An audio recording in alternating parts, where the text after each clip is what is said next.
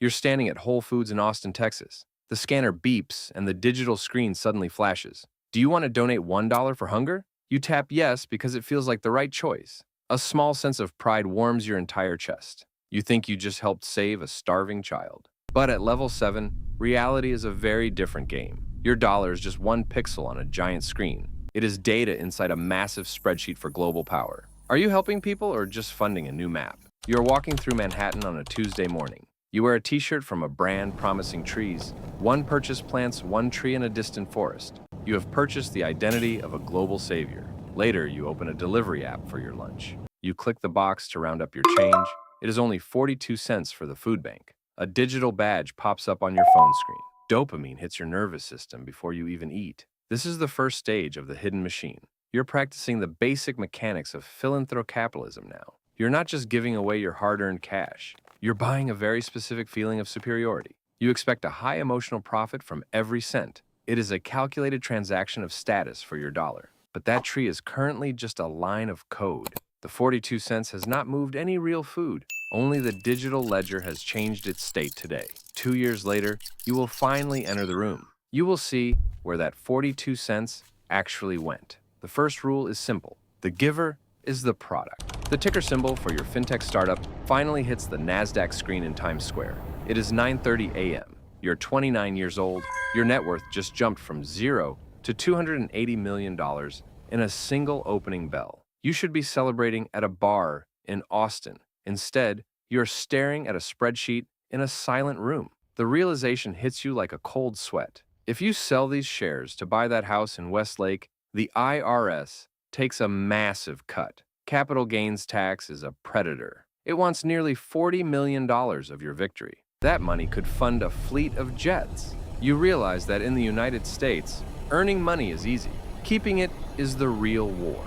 You meet with a specialized wealth strategist in a quiet office on Congress Avenue. He wears a $3,000 suit and speaks in hushed tones about the IRS code. He doesn't mention orphans. He doesn't talk about the homeless. He talks about the charitable lead trust. This is the first rule of the upper echelon. Money never truly leaves your sphere of influence. You move your shares into a private 501c3 foundation. On paper, you are a hero. You have given away half your fortune. In reality, you have just moved it to a different pocket, one that the taxman cannot touch. The foundation is now your private bank. You appoint yourself as the primary trustee. You hire your family members to manage the mission. You realize the second rule. Proximity to capital is proximity to power. You are now a philanthrocapitalism. You start applying the same aggressive business models to your donations. You demand a high social return on investment. You want to see KPIs for every dollar. You treat the local food bank like a failing startup that needs a pivot.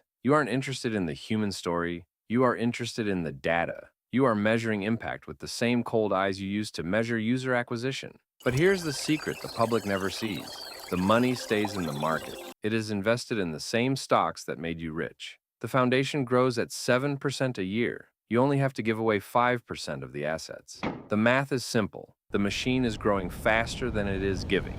You're building a dynasty under the guise of a charity. You're lauded in the local papers as the new face of Austin's generosity. You get a tax deduction of $50 million this year alone. You haven't actually helped a single person yet. You have only helped yourself. You're learning that the game is rigged in favor of the generous. At this level, empathy is a liability. Efficiency is the only metric that matters. You look at your growing balance sheet and smile. It's not about giving, it's about keeping. You are standing in the middle of a velvet-lined ballroom in Upper East Side Manhattan. The air's thick with the scent of aged scotch and silent influence. You aren't checking your bank account tonight. You're checking the font size of your name on the architectural renderings. A $50 million commitment has turned you from a tech disruptor into a pillar of society. You're no longer just a taxpayer in the eyes of the state. You are a visionary. This is where the money starts to buy something more valuable than gold. It buys legacy. 2 years later, you are sitting in a mahogany-paneled boardroom at an Ivy League university. You aren't there to listen to lectures. You are there to give them. The board of trustees listens as you explain how the economics department should be restructured. You realize the third rule of the machine. True philanthropy demands direct control over the infrastructure of thought.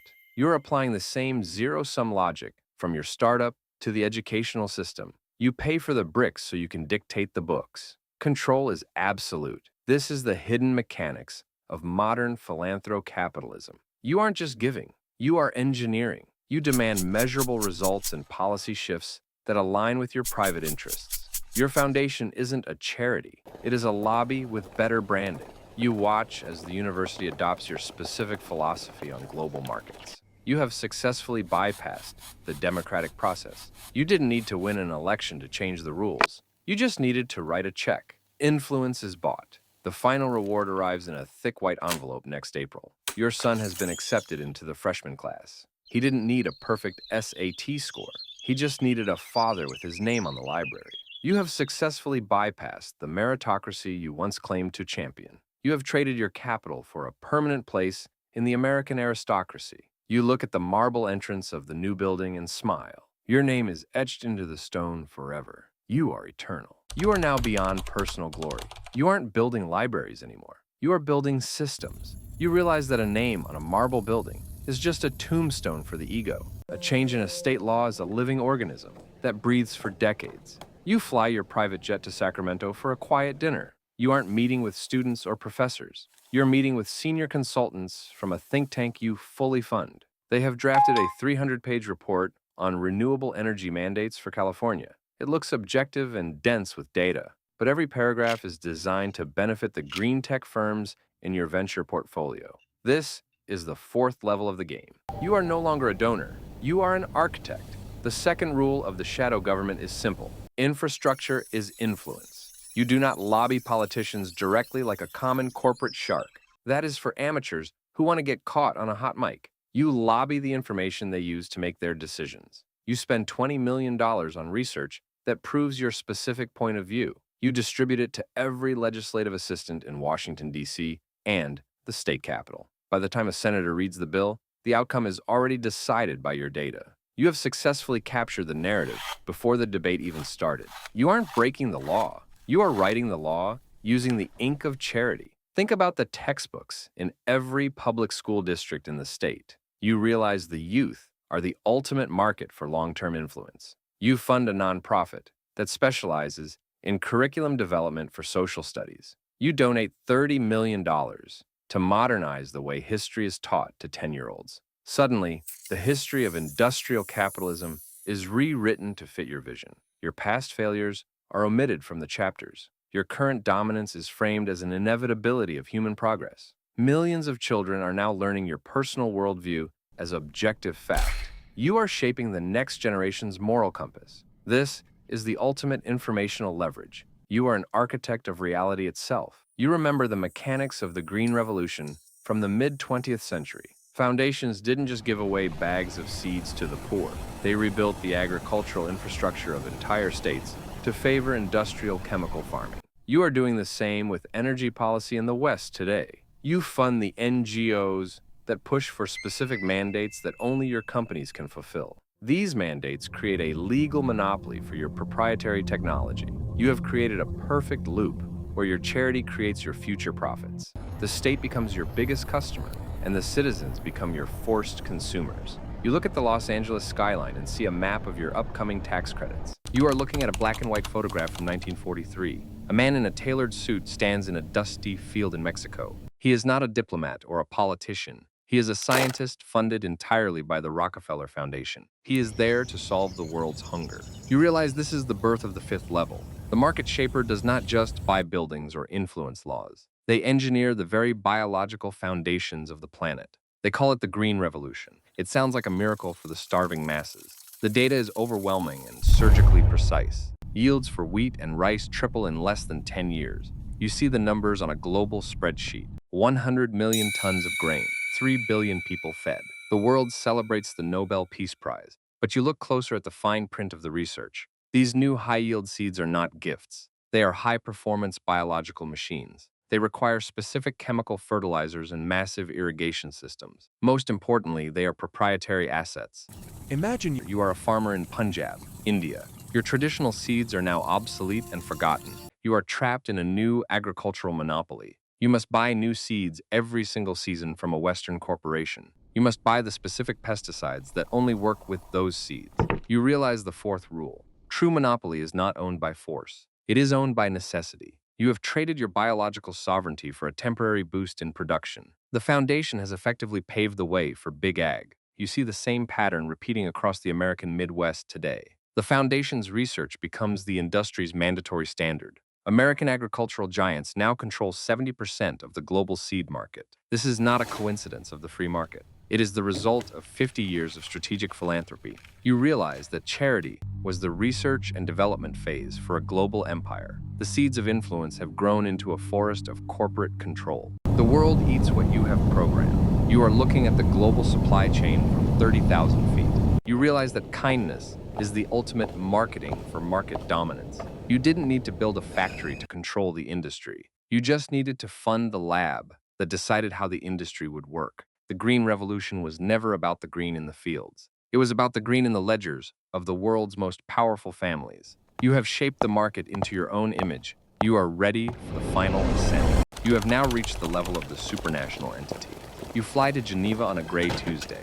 The air is thin and smells of expensive ink. You walk into the World Health Organization headquarters with the confidence of an owner. You are not a delegate from a sovereign nation. You do not represent a voting population of citizens. You represent a private bank account that is larger than the health budgets of 100 countries combined. You are here to dictate the global health agenda for the next decade. The boardroom is silent as you take your seat at the massive table. Representatives from France, Japan, and Brazil look at their folders with tired eyes. They speak about the democratic needs of their people. You speak about the strategic priorities of your private foundation. You realize the fifth rule of the machine. Proximity to capital is proximity to power. Your foundation has become the second largest donor to this entire international organization. You provide nearly 12% of their total operating budget every single year. In the cold world of global bureaucracy, your money is the only vote that truly counts. The diplomats are playing politics. You are playing God. The priority list for global vaccination is finalized by noon. A representative from a developing nation raises a quiet concern about local infrastructure. The chairman looks at you before responding. You do not nod. The concern is dismissed within seconds. You realize that sovereign states have become mere subcontractors for your private vision. The organization does not move a single inch unless your ledger allows it. You have effectively privatized global health policy under the high-end brand of benevolence. This is the ultimate supranational leverage. You are not just an influential donor. You are now essential to the survival of the entire international system. You leave the building and walk toward Lake Geneva.